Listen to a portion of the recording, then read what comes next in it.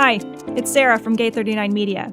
I'm going to give you 7 reasons why marketers should avoid purchasing email lists. Number 1, they aren't your customers. Your emails probably won't reach real leads, and they'll just end up in spam.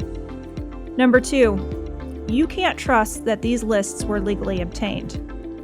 Number 3, you can't trust that the email list information is accurate. Number 4, contacting these emails violates GDPR and express consent compliance laws. Number 5, cold contacting email addresses can put your business reputation at risk. Number 6, you may get shut down by your email service provider as a spammer. And number 7, you're wasting your time and money and you're going to wind up back at square one. For more tips and tricks on email marketing, check out Gate 39 Media's Engine 39 blog. Thanks for joining.